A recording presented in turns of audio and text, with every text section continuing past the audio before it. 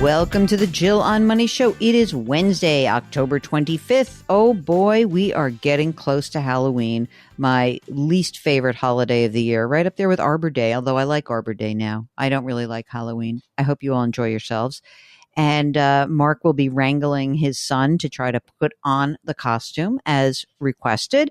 And for all of you, if you want to take pictures of your puppies in costumes, I'll put that on the website. Don't forget the Furry Friends, that section of the website still exists. Mark, do we still get pictures? It's funny you mentioned that. It's slowed down, but I think last week I got 2 pictures. All right. Send us pictures of your pups. We love them, and we want to put them on our website because, you know, I'm a dog mom from way, way, way back. All right. So today we are continuing to answer your financial questions. We do so by asking you to do a tiny bit of work. Here's your work. Your work is that all you need to do is go to our website, jillonmoney.com, and click the Contact Us button. When you do that, a form will pop up and we'll get an email from you. And if you are shy and you do not want to actually join us on the air, that's okay. We do email episodes. We're going to do one today. But if you'd like to join us on the air live, which we highly recommend, then just check the box at the end of that note. Okay, what else do I have to tell you? We are excited because our next Jill on Money live session is starting to gain some traction, mostly because I know you guys want to hear a guy who was a young, impressionable, certified financial planner tell the stories of what it was like to work for a lunatic named Jill Schlesinger so many years ago.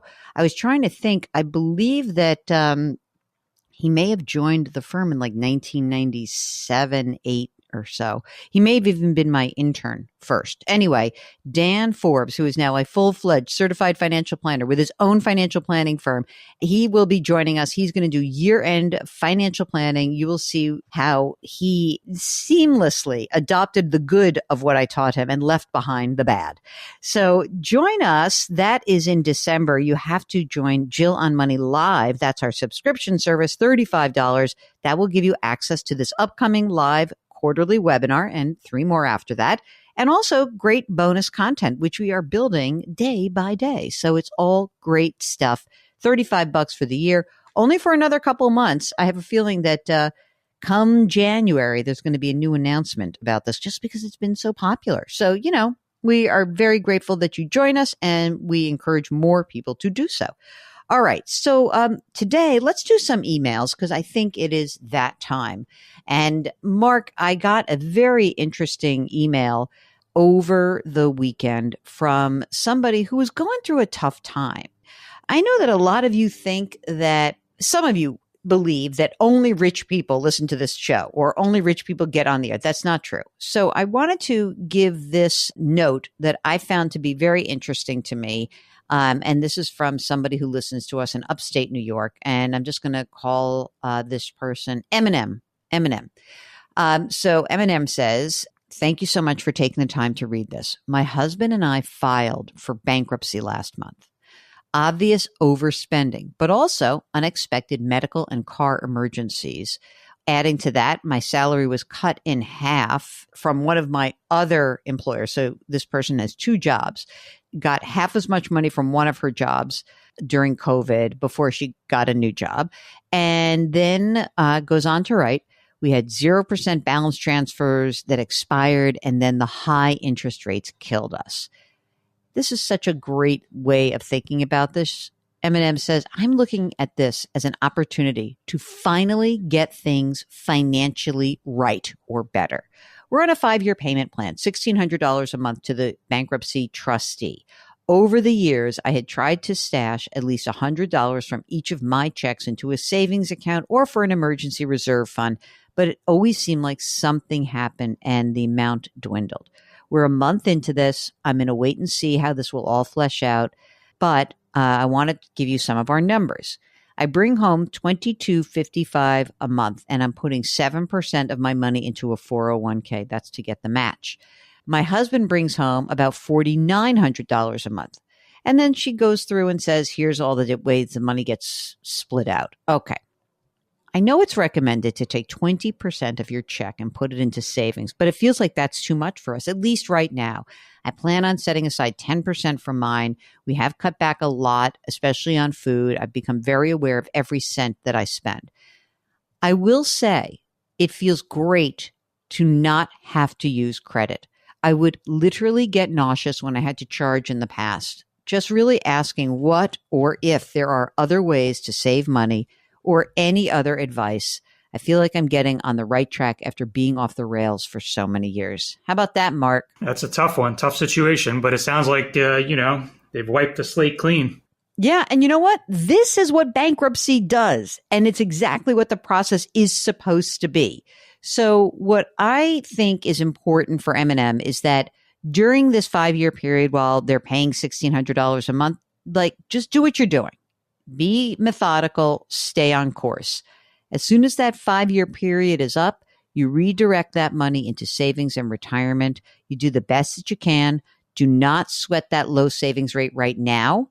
Honestly, that is to me a way to drive yourself crazy and take your eye off the ball. You've done the hard work, you've taken the hit, and now you're rebuilding, and you will rebuild. So congratulations. And really, I'm rooting for you. I really am. Okay. All right. Now, here's my next one. This is from Anonymous. My wife is 55. I'm 54. I'll have a small pension at age 65 of about $7,000. No COLA. My wife will have one when she retires from the state, $36,000 a year with COLA. We will have to pay for health care, but we will be able to stay on her state plan. We don't think anyone will rely on us for financial needs in the future. We have 2 girls that are in the process of being launched, and while we want them to be self-sufficient, I'm sure we will help them some. Oh boy, here we go, Mark. Now I'm going to get some hate mail. 1.3 million taxable brokerage, 1.1 million 401k IRA conventional, right? So pre-tax, 600 grand Roths, 100 grand HSA, house $500,000 paid off, no debts, cars paid off, no credit card debt. 200 grand of money in the brokerage account is in cash and CDs. We've been diligent savers. I'll bet. If you're wondering why we have such a large taxable brokerage account, the main reason is that we invested a lot in a company that I have a personal connection to early on, and the stock has taken off like a rocket. It's gone up 600% since we purchased it less than 5 years ago. I've sold some stock. It's now about 8% of our net worth. Besides that one stock, our investment accounts are broadly diversified. Total market funds, 80 stocks, 10 bonds, 10 cash. Honestly, we don't have a budget. We don't have a great idea of what we spend every year. We spend more than we used to, but still watch our expenses. I went through my records last year. I think it was probably 100 grand, maybe $8,500 a month. We would like to increase our spending to 12,500 a month while we can still travel with no issues. My wife plans to retire in 4 years. She'll have 30 years at her job. I'm burned out. I'd love to retire in less than a year, if that's possible, no longer than 4 years. What do you think? What do you think, Mark? Well, it sounds like she's going to have 36 grand right off the bat. I mean, that certainly helps. Without that pension, I would say it's iffy, but the pension helps. Yeah. I mean, it's not a slam dunk, weirdly. This is so terrible to say.